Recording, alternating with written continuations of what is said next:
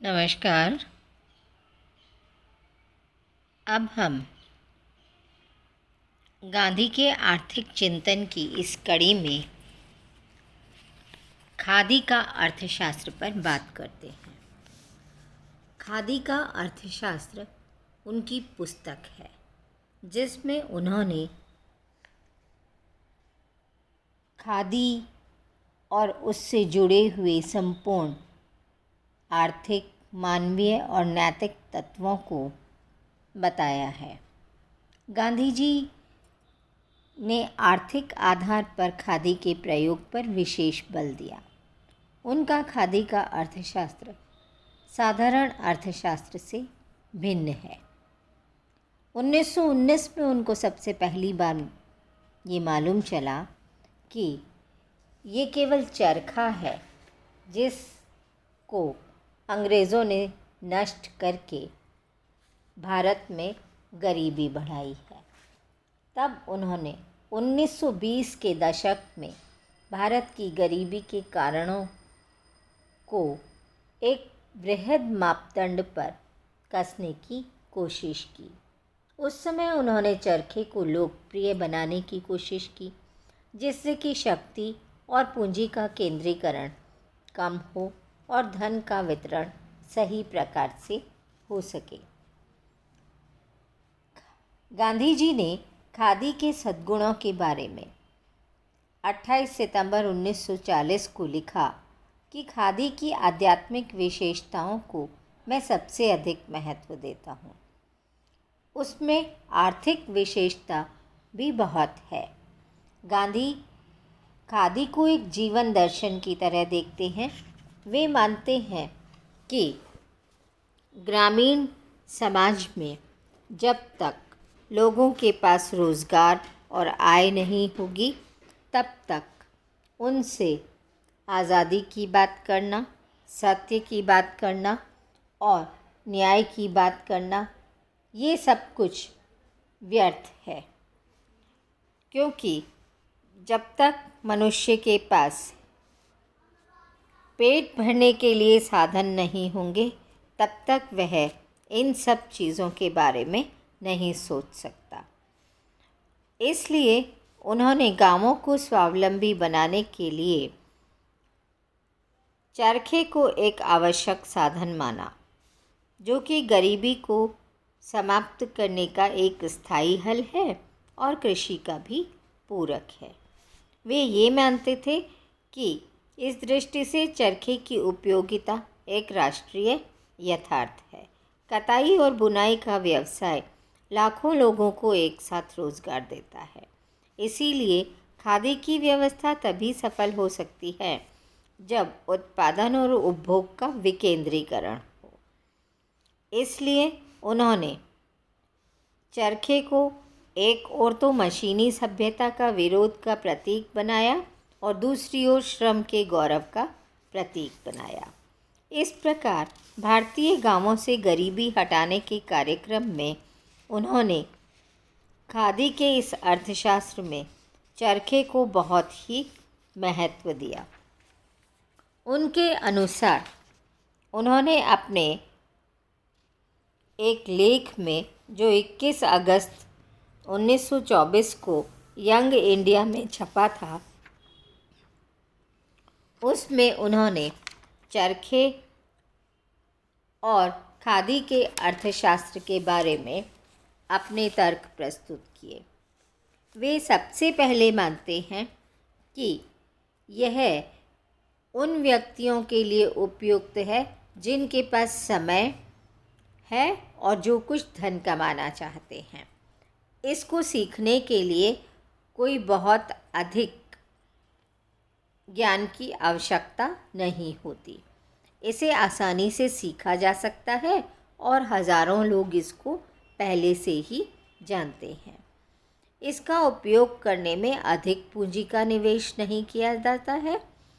साथ ही इसके पहिए आसानी से कम खर्च में बनाए जा सकते हैं।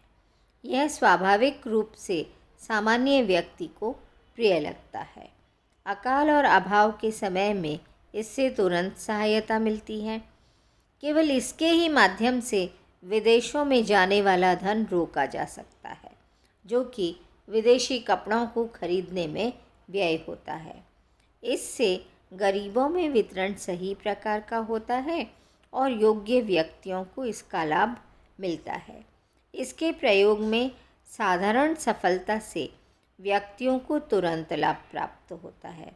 जनता से सहयोग लेने का यह सबसे अच्छा साधन है। इस प्रकार उन्होंने लगभग 10-11 बिंदुओं में इस बात को स्पष्ट कर दिया है कि खादी और चरखा बहुत ही महत्वपूर्ण है। इसी को दृष्टिगत रखते हुए उन्होंने 1925 में ऑल इंडिया स्पिनर्स एसोसिएशन की स्थापना की। 1935 के लगभग उनके खादी संबंधी जो पुरातन विचार थे उनमें थोड़ा सा परिवर्तन आया और खादी के वाणिज्यिक उपयोग की तरफ भी सोचने लगे और उन्होंने खादी को पहनना अनिवार्य कर दिया। और उनका यह मानना इसलिए भी था कि गैर प्राकृतिक व्यवस्था को परिवर्तित करने के लिए खादी पहनना महत्वपूर्ण है। उनके अनुसार खादी प्रकृति के अनुकूल है, इसलिए इसे पहनना मनुष्य की स्वाभाविक इच्छा होनी चाहिए। गांधी जी ने लिखा कि खादी को उसके सभी प्रकार के परिणामों के सहित स्वीकार किया जाना चाहिए। यह स्वदेशी की मानसिकता को प्रदर्शित करता है।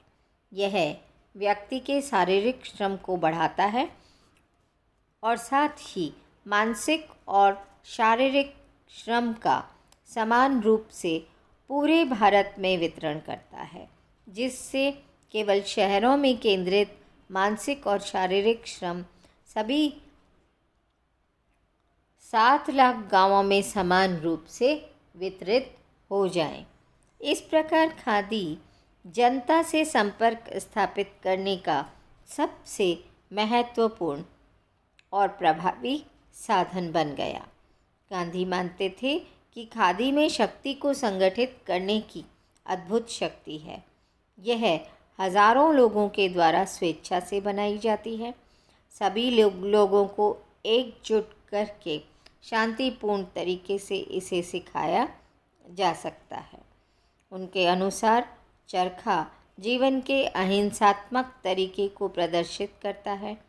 खादी का अर्थशास्त्र यह समझने के लिए आवश्यक है कि चरखा एक नई व्यवस्था को प्रदर्शित करता है, जो एक पूर्णतया केंद्रित औद्योगिकृत समाज के विकल्प के लिए एक नए, सरल, विकेंद्रित, ग्राम आधारित समाज का विकल्प रखता है। इस प्रकार उनका खादी का अर्थशास्त्र विकेंद्रीकरण, स्वतंत्रता, शोषण के अंत, सत्य, न्याय और शारीरिक श्रम पर आधारित था। वे जिस नए भारत की कल्पना करते थे उसमें आर्थिक संस्थाएं इस प्रकार की होनी चाहिए जिसमें कोई भी व्यक्ति भोजन, वस्त्र इत्यादि से वंचित न हो।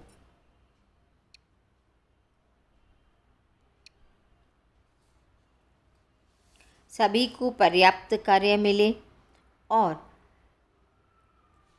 सब अपना जीवन यापन एक आदर्श तरीके से कर सकें।